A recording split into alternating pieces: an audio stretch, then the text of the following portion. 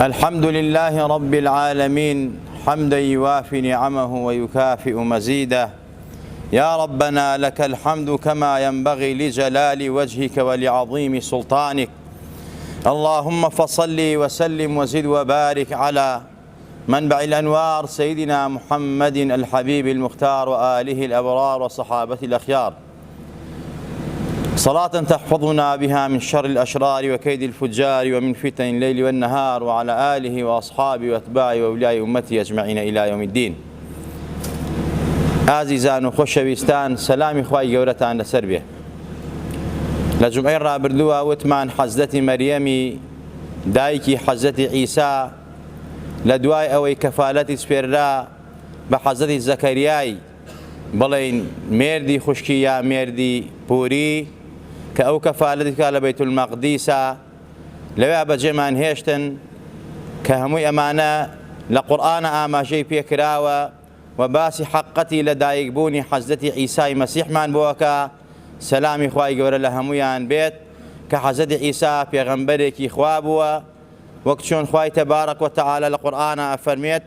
إن مثل عيسى عند الله كمثل آدم خلقه من تراب ثم قال له كن فيكون. خلقی حەزرەتی عیسا و دروستکردنی حەزرەتی عیسا وەکو دروستکردنی حەزرەتی ئادەم وایە کە چۆن حەزرەتی ئادەم بەبێ باوک و دایک بەبێ نێر و مێ لە دایک بوو دروست کرا، خوای تەبارەک وتەعالە حەزرەتی عیسای مەریەمیشی ئاوا هێناوەتە وجودەوە وەک موعجیزەیەک بۆ ئەوەی هەتا بمێنێتەوە و خەڵکی سەرزەمین دەسەڵات و قودرەت و هێزی پەروەردگار بزانن کە ئینسان خوای تەبارەک وتەعالە خەڵقی کردووە لە نێر و لە مێ. خوای تەبارەک وتەعالە قادیرە و توانایە بەسەر هەموو شتێکە ئەتوانێ بەبێ باوک و دایکیش یان بەبێ باوک یان بەبێ دایکیش منداڵ خەڵقی خۆی دروست بکە و منداڵ دروست بکە، وەک چۆن لە قورئانە ئاماژەی پێکراوە. ئازیزان و خۆشەویستان، حەزرەتی مەریەم کە تەسلیمی حەزرەتی زەکەریا کرا، لا یەزال و بەردەوام حەزرەتی زەکەریا ئەچوو سەردانیە کرد، حتا ئاماژەمان پێکرد وتمان کە حەزرەتی زەکەریا ئەچوو بۆ لای و سەردانی ئەکرد، ڕۆژانە شتی سەرسوڕهێنەری لەم زاتەوە ئەبینی و حتا خوای تەبارەک وتەعالە مژدە و مزگەنیی بە حەزرەتی زەکەریا ئەدا کە حەزرەتی مەریەم ئافرەتێکی بەڕێزە، خۆشەویستی ئێمەیە، ڕێز لێگیراوە لای ئێمە پاکمان کردێتەوە، فەزڵ و گەورەیمان داوە بەسەر هەرچی ئافرەتانی جیهانە. حەزرەتی زەکەریا ئەم ڕاستیانە بە وەحی پێ ئەوترا، بۆیە ڕۆژ بە ڕۆژ ڕێزی حەزرەتی مەریەم ئەگرت، خزمەتی زیاتری ئەکرد و حەزرەتی مەریەمیش لەناو خەڵکیە حتا قبل البلوغ و پێشباڵغ بوونی بە شێوازێک بوو، یعنی کەراماتی زۆر لەسەر دەستی وارد ئەبوو. خەڵکێک کە نەخۆش ئەبوو ئەچوو دوعایە کرد بە خوێن بەسەریانە، مناڵەکەیان چاکە بووە، خۆیان چاکە بوونەوە، گیر و گرفتیان بە دوعای حەزرەتی مەریەم چاکە بووە، بۆیە لە ناویانە زۆر بەڕێز بوو، زۆر گەورە بوو، یعنی بە چاوێکی زۆر گەورەوە سەیری حەزرەتی مەریەمیان ئەکرد کە گەشتە حەدی بلوغیش حەزرەتی مەریەم ئیتر لە بەیت المەقدیسە میحرابێکی بۆ خۆی دروست کرد و لەو میحرابانە هاتە دەرەوە، لا یەزال و بەردەوام خەریکی پەرستش و عیبادەتی پەروەردگار بوو. لەو کات و ساتانە حەزرەتی زەکەریا سەیری لێ ئەدا، ئەی فەرمووی ئەی مەریەم ئەم هەموو ڕزق و ڕۆزەیە تۆ لەکوێت بوو؟ حەزرەتی مەریەمی لە وەڵامیە ئەی فەرموو هذا من عند الله، ئەمە لەلایەن خوا بۆ منتیە، إن الله يرزق من يشاء بغير حساب. خوای تەبارەک وتەعالە ڕزقی عەبدەکان و بەندەکانی خۆیەوە بێ ئەندازە. هەتا حەزرەتی زەکەریا بە شێوازێک گۆڕابوو بەرامبەری، یعنی وەکو بڵێ ئەمە چۆن شتی وا ئەبێت، ئەمە دیارە غەیری من کەسێتر سەردانی ئەکا، هاوکاری ئەکا، چونکە لەو سەردەما وا بڕیار بووتەوە و غەیری حەزرەتی زەکەریا کەس سەردانی نەکا، کەس سادوچۆی نەکا. حەزرەتی زەکەریا بۆیە زۆر لێ پێچینەوەی لەگەڵا کرد. هەتا ئەو کات و ساتەی حەزرەتی مەریەم سەلامی خوای لەسەر بێ ئیتر بەردەوام بوو لە کاری خۆی، لە عیبادەتی خۆی. بۆیە حەزرەتی زەکەریا کە بۆی دەرکەوت کە لەلایەن خوا ئاگادار کرا ئەمە عابید و بەندەیەکی ڕاستەقینەی پەروەردگارە وەخوا بەرگری لێەکا و مژدە و مزگێنی لایەن خواوە بۆ هاتووە، حەزرەتی زەکەریا لەو کات و ساتا بوو دوعای کرد. قورئان بۆمان باسەکە لە سوورە ئالی عەمرانە لە سوورەتی مەریەم خۆیە ئەفەرمێت حەزرەتی زەکەریا ئیتر ئەویش فەرمووی ئیتر خوای پەروەردگار منی حەز ئەکەم مناڵێکم بێ، حەز ئەکەم وەجاخم کوێر نەبێ، حەز ئەکەم بەڕاستی کەسێک بێت جێگەم بگرێتەوە. لێکێ لە ئاەتەکانەکە لە سوڕەی ئەنبیا ئەفەرمێت وزكريا إذ نادى ربه ربي لا تذرني فردا وأنت خير الوارثين. أي پەروەردگارە، ئەی پەروەردگارە پێم خۆشە مناڵێکم پێ ببەخشی، مناڵێکم پێ بدەی، لە دوای خۆم جێگەداری خۆم بێ، خەیر الوارثین بێ، جێگەم بگرێتەوە، پەیامی تەوحید و یەکتاپەرستی بڵاو کاتەوە. ئەمە یەک لە دوعاکانی بوو. ولا سورة آل عمران فرمت هنالك دعا زكريا ربه قال ربي هب لي من لدنك ذرية طيبة إنك سميع الدعاء. پەروەردگارە لێ دەپارێمەوە منداڵێکی ساڵ ئەم پێ بەخشی، زوڕێتێکی طیب و چاک و باش کە جێگەداری من بێ، تۆ دوعا ئەبیسی، داواکان ئەبیسی، قادری بەسەر هەموو شتێکە. فنادته الملائكة وهو قائم يصلي في المحراب أن الله يبشرك بيحيى مصدقا بكلمة من الله وسيدا وحصورا ونبيا من الصالحين. أفرمي إتر خواهي تبارك وتعالى أمري كرب فريشتكاني كبان لحظة زكريا بكن كألوكاتا لمحراب كان يشي أكر أو محرابي كوا حزتي مريم عبادة تاكر خواهي تبارك مجدي بيدا فرمي مجدي بنيه كخواهي تبارك يحيى بيه بخشي يحيى بيه صادق الراس قوية كلميكي إيمية سيدة وقورية نبيه وبيغمبركي شاق وصالحة. أم مجدي دا بحزتي زكريا أما موقعي دعاء بإنسان مزاني موقعي دعاء لكوايه جمعين رابط دعاء ما جمال بيكر شويني بياوشا كانوا سواري بياوشا كان موقعي دعاء إن رحمة الله قريب من المحسنين. لو موقعا كوان عبادة جان كردوها حتى لقرآن لسورة دخانا ما شيء بيكردوها كسانك كأمر شوينة كيان شينيان بوأكن شويني عبادته مزقوتكانوا بردكانوا برمالكانيان شينيان بوأكن كمردون چونك لا يزالوا بردوام أو شوينة أوان سجدان تيا بردوها عبادة تيا كردوها بۆیە بێتاقەتم بۆ خاوەنی خۆیان کە لە کاتێکە عیبادیانە سەر کردووە ئەرزەکە مەوقیعەکە چونکە بە بەردەوام بە عیبادی ئەوان بە زیکری ئەوان بە مناجاتی ئەوان خوا ڕەحمەتی باراندووە بەسەر و شوێنە.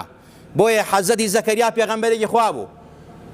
خۆ لە هەر کوێ دوعای بکرا خوا گوێی لە دوعاکەی بوو، بەڵام ئەو مەوقیعە موقعێکی مبارەکە، موقعێکی پیرۆزە. بەهۆی چیوە پیرۆز بووە؟ بەهۆی دوعا و نزا و مناجاتی مەریەمەوە. ئەویش دوعای کردەوە خوا وەڵامی داوە، کوڕێکی پێبەخشی ناوی نایحیا کە پێغەمبەرێکە لە صالحان و سەید و گەورەیە خواوانەی وردووە. قال رب أنى يكون لي غلام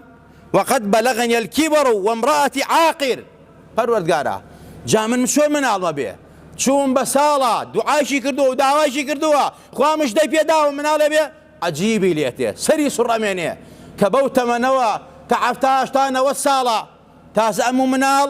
کجا مەرحەبا چۆن مناڵێ بێ؟ مناڵی نابێ، لە عەقڵ دوورە، لە عادەت بە دوورە. بۆیە خۆشی عەجیبی لیاو فەرمی پەروەردگارە من بەم گەورەیە چۆن مناڵمە بێ و خێزانەکەم لە سکوزا کەوتووە مناڵی نابێ ئەویش. قال كذلك الله يفعل ما يشاء. خوای تبارك وتعالى فەرمی پێی بڵێن ئەی زەکەریا ئاگادار بە ئەمە دەسەڵاتی خوایە، خوا فەعال لما يريدە بكن فيكون يشتكانكات. أفرميت قال رب اجعل لي آية قال آيتك ألا تكلم الناس 3 أيام إلا رمزا واذكر ربك كثيرا وسبح بالعشي والإبكار. فرمي أي پەروەردگارە نیشانەیەک علامەتێکم پێی نیشاندا کە بەڵگە بێ لەسەر ئەوەی کەوا من مناڵمە بێ. خوا فەرمی نیشانەی تو ئەوەیە کە تۆ 3 دانە ڕۆژ قسە لەگەڵ کەسیان نەکەی، یعنی بە ڕۆژوو بە لە قسەکردنا وەڵامی کەس نەدەیتەوە، قسە لەگەڵ کەسان نەکەی، زکری خوا بکە، یادی خوا بکە، بە بەیانیان ئێوارانە تەسبیح و تەمجا و تەقدیساتی پەروەردگار بکە. ئەم هەمەی کرد. مەبەستەکە لێرە ئەوەیە ئەم پێغەمبەرە گەورە، پێغەمبەری بەنو ئیسرائیلی، پێغەمبەری مەریەمیش لە مەوقعی مەریەمە دوعای کرد خوا منداڵێکی پێدا. بۆیە مەوقعی پیاوچاکان و خزمەتی پیاوچاکان هەمیشە و دائیم خوا فەرمی بەرەکەتی تایە. بۆیە پێغەمبەرە فەرمێت البركة مع أكابركم بەرەکەت لە خزمەتی پیاوە گەورەکانی ئێوایە بڕۆنە خزمەتیان یەکێک لەو شتانەی مایەی تەنویری قولوبە مایەی ڕووناکی دڵ و دەروونە خزمەتی پیاو چاکانە دانیشتنە لە خزمەتی ئەوانە بۆیە عولەما و زانایانی ئوممەی ئیسلامی فەرموویانە پیاو چاکان دوای مردنیشان خوا ڕەحمەتەکانی ناگرێتەوە ئەو ڕەحمەتە بەردەوامە لە سەریان زیارەتی سەر قەبریان سەردانیان بە شێوەی شەرعی چون بۆ لایەن دانیشتن لە خزمەتیانە لە خزمەت مەرقەدیانە ئینسان دوعا بکات لەو مەوقعە خوا دوعای گیراکە بە بەرەکەتێکەوە کە خوا پێی داون واش حاڵی نەبن ئەمە خەڵکی بەڕاستی کاڕوا لەسەر قەبرێک ئەمە شیرکە ئەمە کوفرە ئەمە جایز نیە نەخێر ئەمە سونەتە سنەتی پێغەمبەرە سنەتی سەحابەیە سنەتی تابعینە سنەتی صالحینە سنەتی خواناسانە چەندین صالح و خواناس ئاماژیان بەمە کردووە لە خزمەت قەبری پێغەمبەری خوا دوعایان کردووە داوایان کردووە پێغەمبەر خۆی بێن بۆ زیارەتم کەن هەر کەس زیارەتم نەکا وشکی نواندۆ بەرامبەر بە من بۆیە سەحابەکان لە شامەوە لە شەرقەوە لە غەربەوە هاتنەوە بۆ زیارەتی ڕەسوول الله بە ئەمری پێغەمبەری خوا صلی الله علیه وسلم بۆیە تۆیەک کە مسلمان و ئیمانداری عەقیدە و بیر و باوەڕ لەسەرەوە دامەزاوە موحید و یەکتاپەرسی یەخوا ناسی بە زیارەتی قەبری پیاوچاکێک ناوی بە مشریک بەڵکو سونەتە بەڵکو موقعی دوعایە بەڵکو موقعێکە ئینسان خوا و پێغەمبەری خوا عولەما و زانان ئەمری پێکەن کە ئینسان لەو موقعە ئیستیغفار زۆر بکە دوعا بکە خێر بکە سەدەقە بکە خوا دوعای گیراکە ئەمەش بەڕاستی وەک ئاماژەوان پێکە سونەتی پێغەمبەران و صالحان و خواناسان و پیاوچاکانە ئازیزان و خۆشەویستان ڕۆژێکیان حەزەتی مەریەم ئیتر وەکو عولەما و زانا فەرموون لەوە چێ بەهۆی عوزری شەرعیوە چوو بێتە دەرەوەی شەرقی بەیت المەقدیس لەو کاتە نەفەرێک لە شێوەی نەفەرێکە حەزەتی جوبرەئیل بووە لە شێوەی ئینسانێکە خۆی پیشانی حەزەتی مەریەم ئەدات حەزەتی مەریەم پاک بووە خوا پێی ئەفەرمێت ئەی مەریەم ئێمە تۆمان پاک کردووە إن الله اصطفاك وطهرك واصطفاك على نساء العالمين عقيدة و بیر و باوەڕی مسلمان بێ وابێ مەریەم پاک بووە خوای تبارك وتعالى بۆ ئەوەی کەوا حەزەتی عیسا وەکو موعجیزەیەک دروست کات لە حەزەتی مەریەم نەفەرێکی نار بۆ لای وەکو قورئان ئاماژە بەمەیەکە واذكر في الكتاب مريم إذ انتبذت من أهلها مكانا شرقيا فاتخذت من دونهم حجابا فأرسلنا إليها روحنا فتمثل لها بشرا سويا خواهي تبارك وتعالى فرمي حزتي مريم أي محمد حزتي مريم كما بريار ما عندها إتر من دالك إلى دروسكين بيباوك حزتي مريم هات دروي ناو بيت المقدس لم يحرابك خوي درشو برو شرقي بيت المقدس روي لو كادوا ساتا إما حزتي جبرائيل مع النار بولاي ڕۆحێکی خۆمان پێبەخشی پێماندا کە حەزەتی عیسایە بەڵام حەزەتی جوبرەئیل لە شێوەی بەشەر ئاچێ بۆ لای قسەی لەگەڵاکە بۆیە لەو کاتە حەزەتی مەریەم ئەیبینێت ئەفەرمێت قالت إني أعوذ بالرحمن منك إن كنت تقيا ئەفەرمێت من پەناگرم بە ڕەحمان بە ذاتی ئەڵڵا خوای میهرەبان لە تۆ لە خراپەی تۆ بە حەزەتی جوبرەئیل نازانە حەزەتی جوبرەئیلە ئەگەر پیاو چاکیشی چۆن دێیتە لای من چونکە من ئافرەتی نامەحرەمم بە تۆ ئەگەر متەقی و لە خوا ترسی ئەبێت دوورکەویتەوە لە من لەم ڕاکەی من و تۆ ناوەیەکە کۆ ببینەوە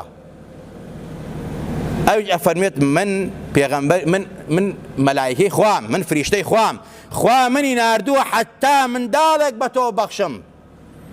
هەتا منداڵێ بە تۆ ببەخشم ئەفەرمێت خوا ئەفەرمێت ئێمە ئەبرمان پێ کرد فویە بکا بە گیانیا بۆ ئەوەی کەوا حامیلەوەی بە حەزەتی عیساوە جا یەقینیشتان بێ مەلایکە نەنێرن نەمێ ئەوانە کە عەقیدە و بیر و باوەڕیان وایە بە شێوازێک کە نسبەتی نێرومێ دەنە پەنا مەلایکە پەنا بەخوا کوفریان کردووە لە ئاین دەرەچن مەلایکە نەنێرن نەمێ بەڵام خوای تەبارەک وتەعالە بەم شێوازە باسی ئەوەمان وەکە کە بە فوویەک کردوی بە گیانیان نەیکردەوە دەمیشیا فووەکە هەر فووەکەی کرد بە گیانیا دەسەڵاتی خوا وایە ئەم ئافرەتە حامیلە بوو حەزەتی مەریەم بۆیە ئیتر هەندێک ئەفەرمون حەملەکەی حەزەتی مەریەم وەکو ئافرەتی احتیاطی 9 مانگ بووە هەندێک ئەفەرمون نەخێر 8 مانگ بووە هەندێک 9 سەعات بووە چونکە لەو 9 سەعاتە کە حامیلە بوو ئیتر بەڕاستی حەزەتی مەریەمیش خەڵک بینی حاملێ و ئەمانەوێتە دەرچوو وڵاتی بەجێڵا و شاری بەجێڵا و قورئان باسەکە مناڵەکەی بۆ هێنایەوە ئیسا ئاماژەی پێەکەین جاء فحملته فانتبذت به مكانا قصيا فأجاءها المخاض إلى جذع النخلة قالت يا ليتني مت قبل هذا وكنت نسيا منسيا فناداها من تحتها ألا تحزني قد جعل ربك تحتك سريا وهزي إليك بجذع النخلة تساقط عليك رطبا جنيا فكلي واشربي وقري عينا فإما ترين من البشر أحدا فقولي إني نظرت للرحمن صوما فلن أكلم اليوم إنسيا. أفرميت حضرت مريم كحامل أبو بمن دالكوا إتر وردا إتر نو سعاد بين نو مانبو بين هشت مانبو ببرحال وردا بنو إسرائيل وعدد جاران إخوان وكوشون بيغمرانا شيء ذكر حضرت مريم يعني بيني يا أخت هارون هاي خشكي هارون تو من الله لكيوبو تو چۆن حاملە بووی تەمان حەزەتی مەریەم برای نەبوو ناوی هارون بێ وەلەما فەرمون یا ئوختە هارون ئاماژەیە بەوەی کەوا حەزەتی مەریەم وتیان ئەی مەریەم تۆ لە عیبادە وەکو هارونی برای موسا وا بووی ئوختی هارون بووی یان ئەفەرمون لە نەسلی هارونە حەزەتی مەریەم یان ئەفەرمون برایەکی بووە حەقیقی ناوی هارون بوو بەڵام مردووە لە ئالی عیمران و لە عیمرانی باوکی بەرحاڵ بەڵام قەولی سەحابەیە کەوا هیچ برایەکی نەبوو حەزەتی مەریەم هیچ مناڵێک تریان نەبووە قورئان گەم یا ئوختە هارون مەبەستیانەوەی لە دینداریە وەکو حەزەتی هارونی پێغەمبەر وا بووە ئەوەندە بەقووەت بووە لە عیبادەتە یەکەم کەسێک کە بوهتانی بۆ حەزەتی مەریەم کرد حتا وتیان حەزەتی زەکەریایە نەعوذ بالله وتیان یوسفی خاڵۆزایەتی یوسفی کوڕی یاعقوبی دارتاش و یەکەم کەسێک کە بوهتانەکەشێکی یوسفی کوڕی یاعقوبی دارتاشی یەهودی بوو کە خاڵۆزای خۆی بوو هاو پرسیاری لێ کرد پرسیاری لێ کرد ئەی مەریەم گیا لە خۆ سەوز ئەبێ بەبێ تۆ یان بەبێ دار بەبێ ئاو ئەبێ گژوو گیا بەبێ ئاوە بێ بەرحاڵ هاتە سەرەوەی وتی ئەی مناڵ بەبێ باوکە بێ حەزەتی مەریەم وەڵامی یەک بە یەک پرسیارەکانی داوی فەرمووی بەڵێ گیا بەبێ ئاوە بێ گیا بەبێ تۆ بێ تۆ وێکەوە یەکەم جار نەبووە خوا دروستی کردووە دارێک کە یەکەم جار نەبووە خوا بەبێ ئاو دروستی کردووە بەڵێ منداڵ بەبێ باوکو دایکە بێ حەزەتی ئادەم خوا دروستی کرد باوکو دایکشی نەبوو حەزەتی حەوای دروست کرد دایکی هەر نەبوو لە پراسو حەزەتی ئادەم دروستی کرد حەزەتی عیسای دروستەکە بەبێ باوک دەسەڵاتی خوایە بەهەرحاڵ هات بوهتانی کرد بۆ حەزەتی زەکەریا کە حەزەتی مەریەم حاملێ نەعوذ بالله لەو یا بوهتانە کرد بۆ چەند نەفەرێکی تر بەهەرحاڵ بۆیە حەزەتی مەریەم کە ئەم ڕووداوە هاو بەسەریا کە حەملەکەی پیا کرد و ناڕەحەت کە بیستی کە ئەم هەواڵەی بیست زۆر بێتاقەت بوو ئەفەرمێت بە حەملەکەیەوە ڕۆی دوور کەوتەوە بۆیە هەندێک لە عولەما ئەفەرمون کە خوا ئەفەرمێت بڕۆ بنی ئەو دارە وشکە ڕایوەشێنە و خورمای تەڕەوارێن ئەڵەن حەزەتی عیسا لە دەستانە لەدایک نەبووە هەر لە هاوی نابووە خورما بەری پێوە نەماوە بەڵام هەندێک ئەمە هەر لە زستانە بووە بەڵام خوددار خورماکە وشک بووە خوا وەکو کەرامەتێک بۆ حەزەتی مەریەم خوا پێئێدا بۆیە فەرمێت ڕۆی بەخۆی و بێتاقەتی خۆی و حەملەکەیەوە ڕۆی هەتا نزیکی دارخورمایەک بووە ئەو دارخورما ئایا وش بوو بێت ئایا زستان بێ ئایا هاوین بێت لەو کاتە ئەوەندە ناڕەحەت بوو وتی یا لەیتەنی مت قبل هذا وكنت نسيا منسيا خۆزگایە هەر نەبوومایە من بمردمایە ئەم وەزعم بەسەرا ناتایە و هەر لەبیر بکرامایە چونکە وەزعێکی زۆر ناخۆشە بیرکەنەوە ئافرەتێک بێ باوک منداڵی ببێت زۆر ناڕەحەتە زۆر بێتاقەتە بەڕاستی ئیمان و دین و خۆی ئیمانیە وێ لەو کاتە کە بێتاقەت بوو فناداها من تحتها ألا تحزني وەکو چۆن پێش بانکرا ئەی مەریەم بڕۆ بە فەرمانی خوا بۆ بنەو دارخورما بە هەمان شێوە کە حەزەتی عیسا لە دایک بوو قسەی لە خزمەتی دایکیا کرد فەرمووی ألا تحزني قد جعل ربك تحتك سرية هیچ بێتاقەت مەبە ئەوە لەژێر ئەم شاخەوە لەبن ئەم دارەوە خوا کانی و کارێزێکی پێداوی لە ئاوەکەی خۆرەوە ئەو دارخورما لەقەکەی ڕاوەشێنە خوا خورمای ترد بوو ئەبارێنە و دایەبارێنە بەسەرتا فەکولی وەشرەبی وەقەڕی عەینا بخۆ بخۆرەوەی ترست نەبێ بێتاقەت مەبە هەر کەسێک لە خەڵکی قسەی لەگەڵا کردی ئەوا تۆ بڵێ من بە ڕۆژوم لە قسەکردنە من نەزرم کردووە قسە نەکەم بیان دەدەست من ئاماژەوە بم بکە حەزەتی عیسا هەندێک ئەمە حەزەتی عیسا من تحتی هاینێک کە لە دایک بۆ قسەی کرد هەندێک هەر جبریل بۆ قسەی لەگەڵا کردەوە بەهەرحاڵ هەر کامیان بۆ بێ لە قورئان ئاماژەی پێ کراوە کە قسەی لەگەڵا کراوە بەو شێوازە بکە حەزەتی مەریەم ئەبێ حەزەتی مەریەم مناڵەکەی هەڵگرت و بەرەو شار و وڵاتی خۆی گەڕاوە بەرەو بەیت المەقدیس جوولەکە وەک عادەت جارانی خۆیان بۆتانچی و درۆزن ساختەچی و بێدین هاتن کە بینیان ئیتر دەستیان کرد بە قسەوتن پێی ئیهانەکردن پێی حتا پەلامەرەندە لێیدەن حەزەتی مەریەم هەر قسەی نەکرد فەرمووی فأتت به قومها تحمله قالوا يا مريم لقد جئت شيئا فريا أي مريم تو تاوانە گەورەت کردووە نعوذ بالله زینات کردووە کارێ خراپت کردووە چۆنم تەکردووە حەزەتی مەریەم بەگریانەوە فأشارت إليه قالوا كيف نكلم من كان في المهد صبيا بأماجەیەکەوە فەرمووی نەقسە ناکەم بەئاماژە فەرمووی ئەوە مناڵەکەی جوابتان نەداتەوە حەزەتی عیسا سەلامی خوای لەسەر بێ خوا هێنایە قسەکردن بۆیە پێغەمبەرمە چوار مناڵ قسەیان کردووە یەکیان حەزەتی عیسا بووە یەکیان مناڵەکەی ئەصحاب الأخدود بوو کە بە دایکی فەرموون مەترسە بڕۆ ناو ئاگرەکەوە تۆ ئەهلی نەجات و ڕزگاریت یەکیان مناڵەکەی جورەیج بوو یەکیان حەزەتی عیسا بوو سەلامی خوای لەسەر بێ بەهەرحاڵ حەزەتی عیسا هاتە قسەکردنیان چۆن مناڵێک لە بێشکا قسەیەکا وەڵامی ئەمە تۆ خۆت ڕاکەی لە قسەکە لە ئیشەکە ڕاکەی لە واقع ڕاکەی هیچی نەوت حەزەتی عیسا هاتە گۆ فرمي قال إني عبد الله آتاني الكتاب وجعلني نبيا وجعلني مباركا أينما كنت وأوصاني بالصلاة والزكاة ما دمت حيا وبرا بوالدتي ولم يجعلني جبارا شقيا والسلام علي يوم ولدت ويوم أموت ويوم أبعث حيا أما ولامك قرآنية حزد عيسى بمشي وازها تقوق سكردن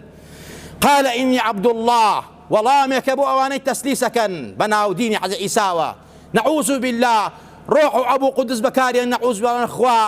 خوا باوكي حزد عيسى كري خوا مريم نازارم شي خوا نعوذ بالله حزد عيسى ولامي هموك سكداتوا قال إني عبد الله من بندي خوام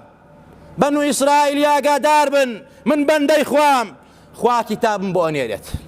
إنجيل بوانيرت وجعلني نبيا كابا بيغمبر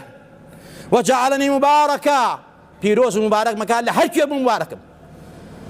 أينما كنت وأوصاني خوا فرماني بيكردون من وشكردن بزكاة دان حتى لحياته جيانا بم فرماني پێکردم بە چاکردن لەگەڵ دایکما چونکە باوکی نەبووە لەگەڵ دایکما چاک بم خزمەتی بکەم حورمەتی لێ بگرم